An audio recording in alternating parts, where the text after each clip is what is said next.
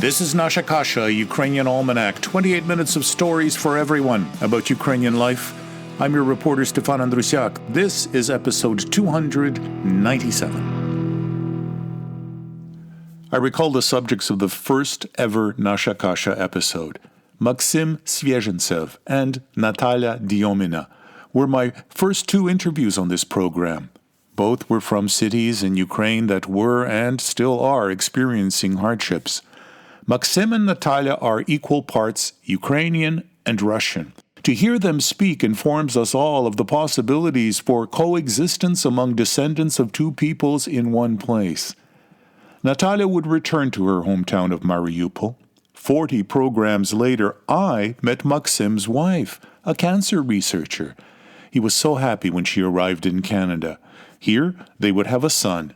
Now, that boy is 2. He did complete his PhD, but Maxim could only find work as a roofer's helper. And so, they all had to return to Ukraine.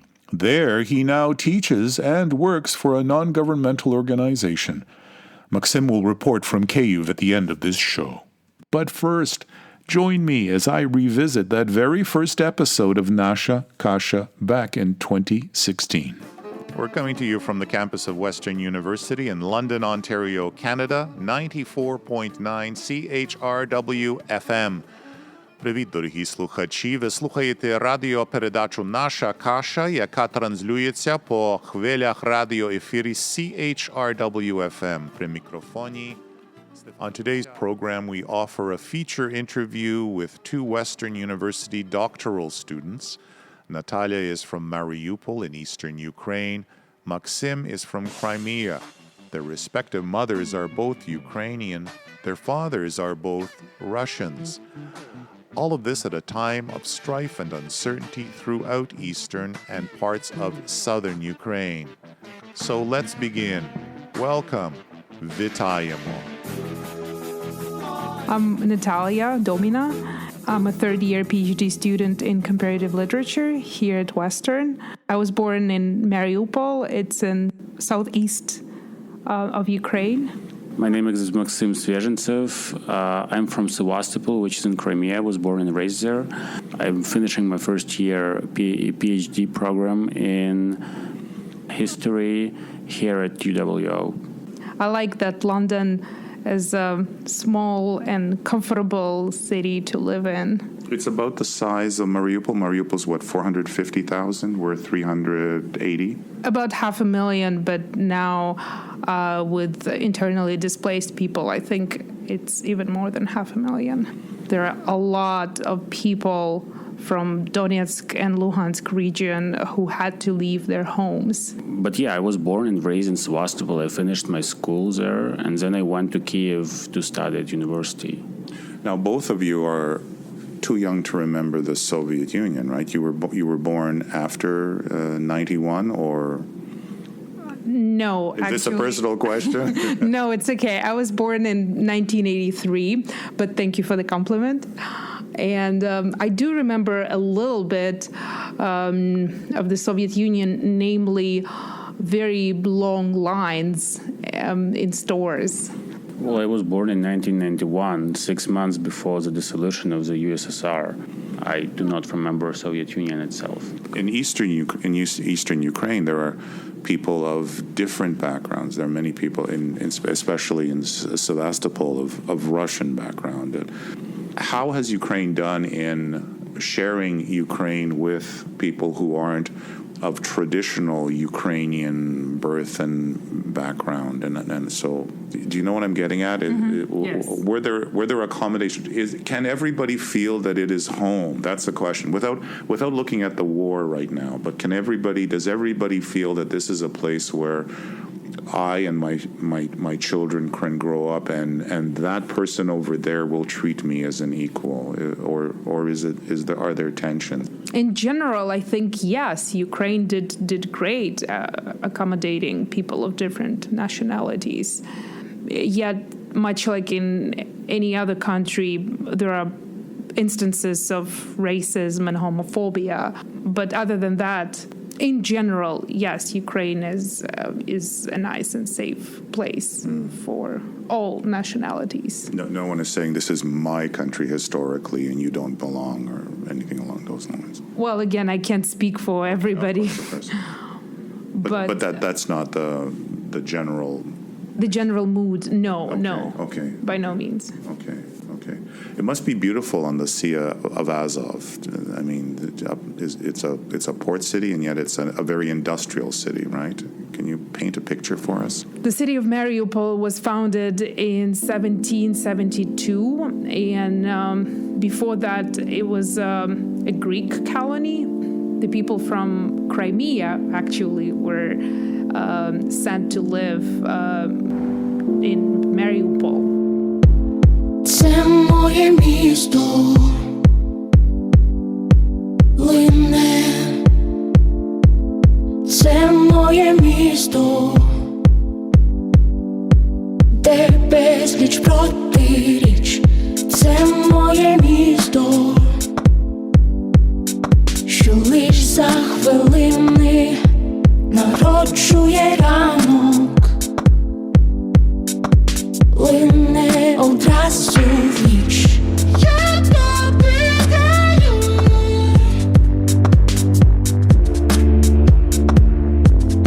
Я тобі даю.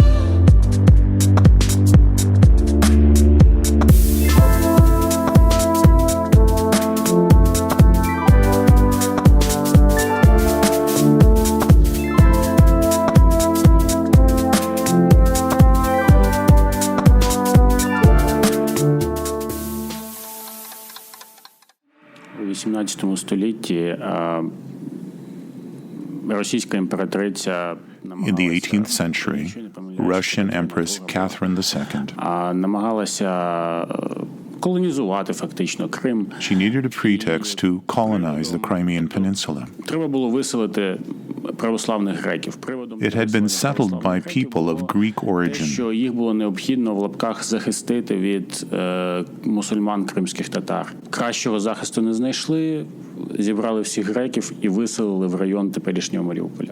The pretext was to protect them against Muslim Crimean Tatars. She rounded them up and expelled them to what is today the city of Mariupol. Приводом, офіційним принаймні приводом, була потреба захистити греків від мусульман. For good measure, Catherine's confidant and consort Hryhorij Potemkin, also in the 18th century, expelled the Crimean Tatars. Потьомкін вимагав виселити кримських татар так само в 18 столітті. Їм не потрібні були місцеві жителі в Криму, і шукалися різні приводи для того, щоб їх виселяти. They didn't want these people in the cities, towns, and villages of Crimea, so they got rid of them. So displacement is a part of the history of Crimea. And I would say colonization is a part of the history of Crimea. There was first wave in the 18th century when they displaced number of Greeks. They took the land of Crimean Tatars. Then they forced basically the whole, I would say, 19th century is a process of expelling Crimean Tatars abroad. So it is the whole century is a wave of immigration of Crimean Tatars from Crimea. recently you informed me and others about the closing of the Tatar parliament. Do I have that correctly? Well, it is called Crimean Tatar Majlis, yeah. And by the way, today they have another trial. I did not look up in the news what is the result, but they were going to possibly proclaim as an extremist organization. Basically, this means that the whole political leadership of Crimean Tatars has to be expelled from Crimea, otherwise they're arrested. Yeah, it means that nation is deprived of its leadership. So right now the rhetoric of Russian occupants in Crimea is quoting, protecting Crimea from terrorist attacks, from Muslim terrorists. We have never had any issues of Muslim terrorists. We have never had any even idea of a possibility of any kind of terrorist attack in Crimea for 25 years since the independence, since Ukraine gained its independence. And now here we are, second year after Crimea was annexed by Russia, they're talking about possible terrorism. Just one more thing. When Ukraine became an independent country, it created or agreed to a republic status for Crimea? It was a complicated story. There was, let's say it like this, the influence of Russian forces in Crimea has always been strong. So in early 90s, I think it was 1992, they already tried to proclaim Crimea as a part of Russia. So they fought for autonomy and they fought for the right to be able to elect the Crimean president, and they did once. And this president won with a program which said that he wants Crimea to become a part of Russia. So it is a complicated story, but yes, all those political struggles between Kyiv and Simferopol, which is the capital of Crimean Autonomous Republic, led to the proclamation of Autonomous Republic within the sovereign, independent, integral, unitary Ukraine. So it is not like a federation. It is an autonomous republic as a part of a unitary country. Natalia tells me that her city may have been named Mariupol for the Blessed Virgin Mary, the Mother of Jesus Christ. Одна з версій, яка мені більше за всі подобається, це та, що There are other versions of the story, but this is her favorite. на честь Святої Марії, Матері Ісуса Христа. Але різні версії є. Оскільки Mariupol and the region had been part of the Soviet Union for 70 years. 70 років, так, то So it's very much a secular society now. Секулярний дуже, тобто релігії там мало. От, але є церкви і є, як і скрізь в Україні, боротьба між московським патріархатом. But there are churches, and like throughout the rest of Ukraine, there are arguments between the Kyiv-led patriarch and the Moscow-led patriarchate of the Orthodox Church. Символ міста, власне, Mariupol's symbol is that of an anchor upon a sea. якір у морі. Nasha Kasha comes to you from Radio Western 94.9 FM on the campus of Western University in London, Ontario, Canada. We're heard on CHMR 93.5 FM in St. John's, Newfoundland, on CKDU 88.1 FM in Halifax, on Local 107.3 FM in St. John, New Brunswick, on CJAS Radio 93.5 FM in Saint Augustine, Quebec, on CJLO 1690 AM in Montreal, on CFRC 101.9 FM in Kingston, on CFMU 93.3 FM in Hamilton, on CKMS 102.7 FM in Kitchener-Waterloo, on CJAM 99.1 FM in Windsor and Detroit, on CKLU 96.7 FM in Sudbury, on CILU 102.7 FM in Thunder Bay, on 101.5 UMFM in Winnipeg, on CJTR 91.3 FM in Regina, on CFMQ 98.1 FM in Hudson Bay, Saskatchewan, on CFBX 92.5 FM in Kamloops, on CJSF 90.1 FM in Vancouver, and on CHLY 101.7 FM in Nanaimo, British Columbia.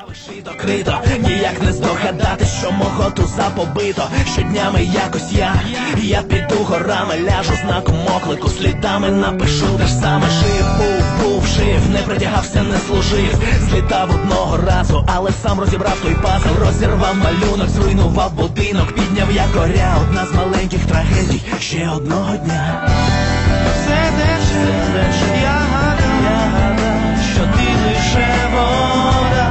Все тече, згорів, все мене коли. Все тече, я гадав, що ти лише вода. Все тече, згорів,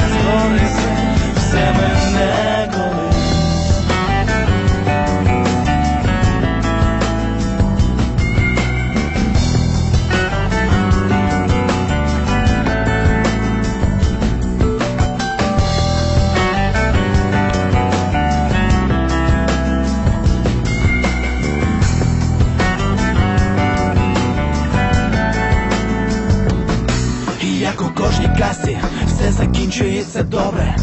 Всі герої живуть до смерті, на сніданок хлоп'я, на вечерю мило, чужі трагедії, він, вона, вони, все просто, як азбуки Веді. А я тоді пішов від моря, живий, здоровий, шито, крито, отримало давно минуле своє мито, не вигадавши ровера, нікому не побудувати шлях. Цей цвях тримає дах. Все тече, я гадав, що ти лише вода.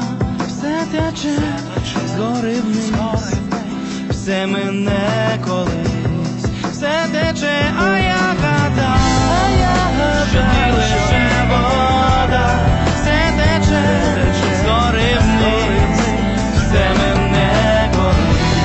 Все тече, а я гадав, що ти вода. А я гадав, що ти вода. А я гадав, що ти вода. А я гадав, що ти вода. А я гадав, що ти вода. А я гадав, що ти вода. А я гадав, що ти вода. А я Natalia says she came to London, Ontario because Western has a good reputation for comparative В studies. Лондоні я тому, що тут хороша програма з компаративістики, і це великий університет з добрими бібліотечними фондами. It's a large university, a good library. There are other students I studied with in Ukraine at the Mohila Institute here. The two institutions have agreed to collaborate. I don't feel like a stranger here. Нашим з Максимом університетом Києво-Могилянською академією були підписані якісь договори про співпрацю. Тобто ми не чужі одне одному. Ось. My academic interests are utopia and dystopia, experimental fiction, translation. I'm also interested in prison literature and getting ready to go home. I can't wait to read Nadia Savchenko's book that my mom bought and her sister signed it. Natalia mentions Nadia Savchenko. In June of 2014, this Ukrainian pilot was captured by pro-Russian forces in eastern Ukraine. She would be imprisoned in Russia. She was released in 2016 in a prisoner exchange. Максим, твої студії і зацікавлення. Я закінчив Києво-Могилянську академію. Спільна програма в мене була з Варшавським університетом. Maxim says he graduated from the Mohila Academy. It was a joint program in Eastern European studies with the University of Warsaw. At Mohila, he says, I studied the history of diplomacy, the history of remembrance. Історію пам'яті. Зараз переключився, от після останніх подій, переключився на історію Криму. Це для мене нова. Today, I study a new academic pursuit, Crimea. I am researching Russian influences in Crimea during the 1900s. І намагаюся досліджувати впливи Росії в Криму в 90-х роках. Will you be returning soon? Yes. I'm going back to Ukraine in May the 2nd, so actually next week. Yes, and I will stay in Mariupol for the summer. At least I'll make an attempt. Понятно, хто я такий, понятно, які в мене погляди. What I believe in, they Мене know. там не чекають. And I'm not certain what would happen to Я не me знаю, що зі мною буде, if якщо I ever returned to Crimea. I am a social activist. I participated in Euromaidan in the revolution several years ago. So they clearly know who I am and what are my views on the annexation and occupation. So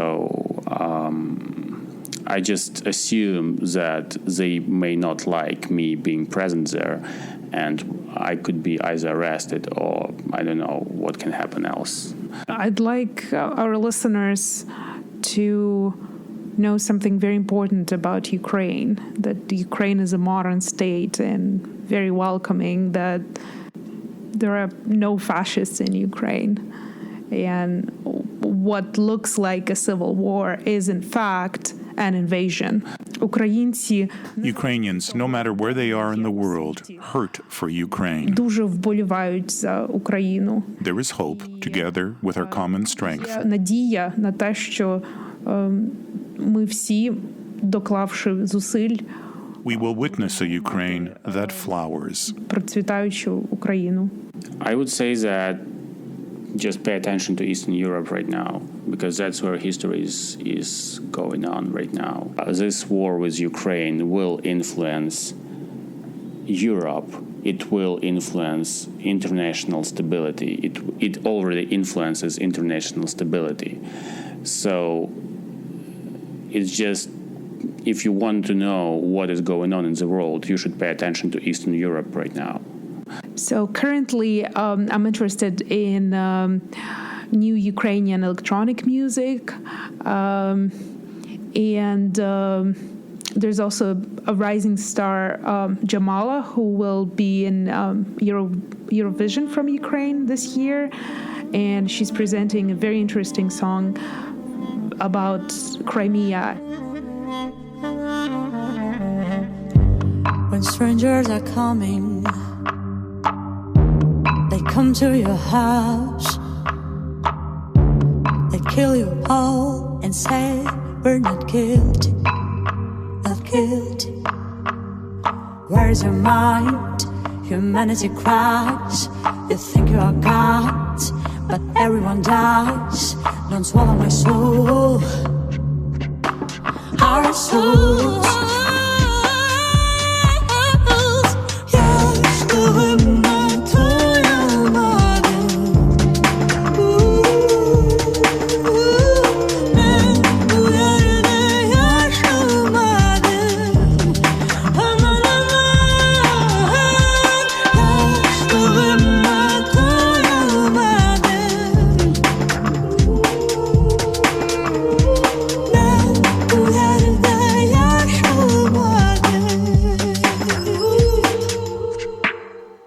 That was Jamala singing 1944. It's a song about her own family being forcibly resettled from Crimea. Jamala would go on to win the Eurovision Song Contest of 2016. Before that, Vasil Popadyuk with The Melody Somewhere in Bukovina. The song Misto, which means city, it was by Onuka. Voda, or water, was by the band TNMK, which stands for Tańci na Majdanie Congo, dances in Congo Square. And we'll close the show with Tarash Chubai and Kozak System singing Homin, which means dissonance or noise.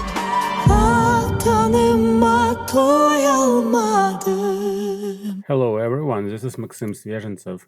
As you probably might remember, I participated in the very first recording of Nasha Kasha. I used to be a PhD student at the University of Western Ontario in Canada. I studied Crimea. I've defended my dissertation on the history of Crimea. I returned back to Ukraine.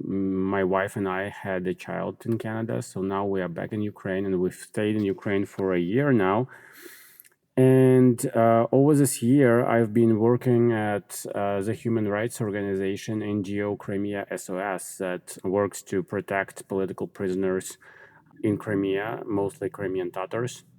I'm in Kyiv right now, and as you might know, we are having a buildup of Russian troops on our borders right now. I would say that people are generally calm here. There is no panic. There is no attempts to buy all the food in the stores. The banks are stable. The economy is more or less stable. People are preparing, I would say. Nobody is rushing, but people around me are talking about the war, and many people I know are preparing to fight. For instance, right now I am thinking actively on the ways I am going to evacuate my family from Kyiv when Russians attack. And I'm not saying if, but I'm saying when, because it's, I think, is a question of time. As you might know, Ukraine has created a territorial defense unit, territorial defense forces. So many people around me are signing up for territorial defense. That is irregular forces of irregular units of the Ukrainian armed forces. So that's what I'm thinking right now as well. Maybe I will sign up for the territorial defense. People are angry, fed up with war, fed up with Russian aggression, and many people are ready to fight, I would say. Although there are, of course, those who will flee and who will run, and that's normal. That's typical for any conflict, right? Іди, синку, іди пріч од мене, нехай тебе орда візьме. Гей, мене, мамо, мене орда знає, в чистім полі обминає.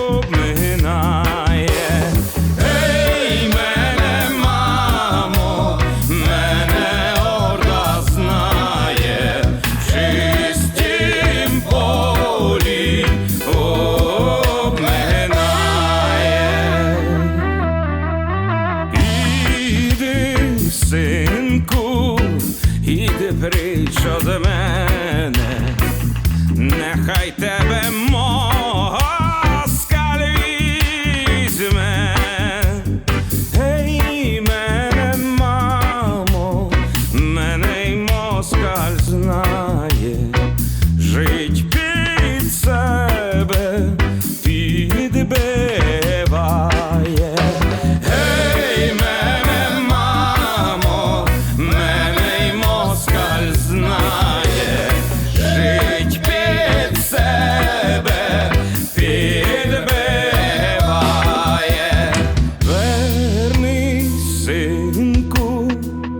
Вернись додомоньку, змию тобі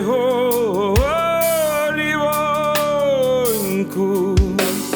Гей, мені, мамо, мені змиють дощі, а розчешуть густі терна. Гей, мені, мамо, мені змиють дощі, а розчешуть густі терна. Гей, мені, мамо, мені змиють дощі, а